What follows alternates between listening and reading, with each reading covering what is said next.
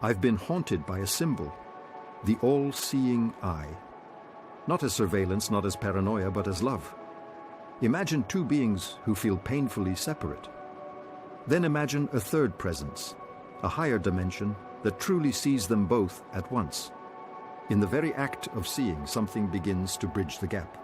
That bridging is love. It's a trinity, two existences, and the higher gaze that relates them. Have you ever felt watched over by a perspective that understood you better than you understood yourself? That is the Grail I want to talk about, and why today I'll walk with Parsifal. When I first sensed this, I resisted. I wanted love to be purely between you and me, eye to eye, not I and I under an eye.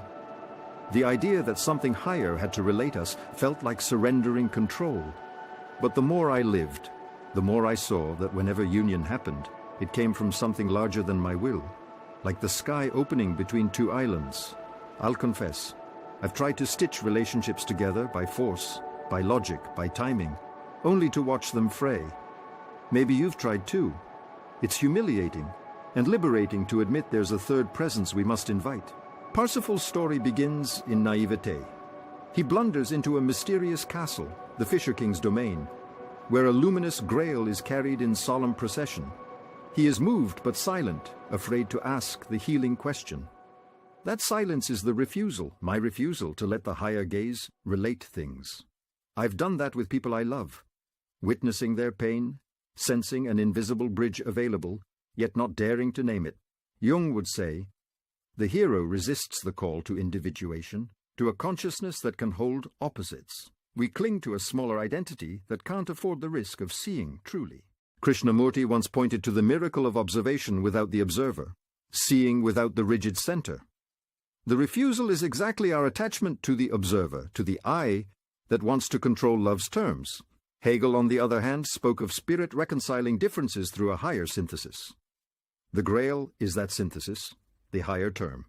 Yet like Parsifal, I kept quiet, wanting love's union without surrendering my posture. Have you ever stood in front of someone's soul and refused to ask the obvious healing question? Because asking would make you responsible for what the answer demands. Eventually, exile begins.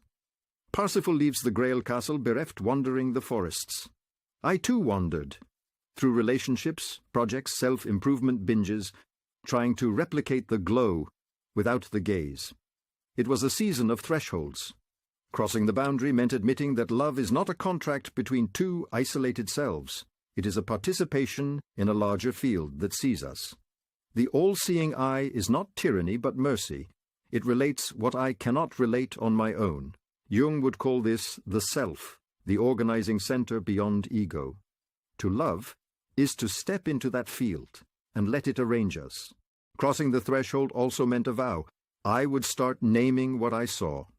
When two existences drifted apart, I would call upon the third. Hegel's dialectic became personal, thesis, antithesis, and a living synthesis that doesn't erase difference, but holds it. Love is not sameness. It is relation through a higher term. Think of two notes becoming harmony by the ear that hears them together. The ear is the Grail. The eye that truly sees is the unifier. Once I began to live like that, doors opened, awkwardly at first, then with a quiet, unmistakable grace. Tests followed. The first trial, honesty. Could I admit to someone I loved, I can't meet you on the level we've been playing at. Let's invite the higher gaze. That meant prayer, silence, or simply naming the room's true shape. The second trial, patience. The Grail does not rush. My old reflexes, fix, argue, win, had to die. Jung might say, the shadow appears here. The parts of me that want control started clawing. They wanted a contract, not a covenant. I learned to endure the discomfort of not knowing, to let the third presence assemble meaning like a weaver in the dark. A third test was compassion without rescue. The Fisher King's wound is the wound of the world, and of the person in front of me. I wanted to fix it and prove my worth. But the Grail teaches a different medicine, presence that truly sees. Krishnamurti would remind me that choiceless awareness transforms the field without coercion. So I sat more, listened deeper. Curiously, when I stopped trying to be the glue, love started to hold on its own, as if the Trinity had activated two existences, one higher gaze, and the invisible joining that followed. Then came the abyss, the night when I feared there was no third presence at all, just me and the other trapped in mirrors. The all-seeing eye felt like a fantasy I'd made up to console myself. Hegel's synthesis seemed abstract, Jung's self remote. Have you ever hit that wall, where transcendence feels like a story and you're left with raw separateness?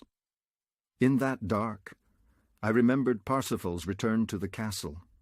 He doesn't conjure light, he asks the question. The abyss cracks open not by power, but by humble inquiry that acknowledges the higher relation waiting to be named. So I asked. In my own life it sounded like this. What is your pain? How can my seeing you help? Simple words, dangerous words. The Grail returns when the heart dares to see without agenda. Jung would say the opposites, self and other, love and fear, are held within a larger wholeness. The Fisher King begins to heal because someone asked from that wholeness, and I felt something mend in me. The Trinity activated in the present tense my existence, their existence, and the higher gaze relating us. The eye didn't impose, it revealed the bridge already there. Return is not triumphal, it is tender. I came back to ordinary days carrying an extraordinary practice. Keep inviting the third. In conflict I paused and let the higher eye witness us both. In love, I remember that harmony is heard, not forced. Hegel taught me that truth is relational totality, not isolated fragments. Krishnamurti taught me that pure observation is communion, and Jung taught me that the self moves toward union, individuation as a love that includes. Transcendence and union are not elsewhere. They are here when we let a higher dimension relate what seems opposed. So this is my invitation to you. When two existences feel separate, lovers, friends, inner selves, call upon the higher gaze, not as superstition, but as practice. Ask the healing question. Listen longer than is comfortable. Let the Grail ear hear you both. If love is a trinity, then the all-seeing eye is not an intruder. It is the witness that makes union possible. Have you ever felt a conversation shift the moment someone truly saw both sides? Tell me in the comments where you need the Grail to look next. Reflection and Script by Felipe Brando. Shared with gratitude.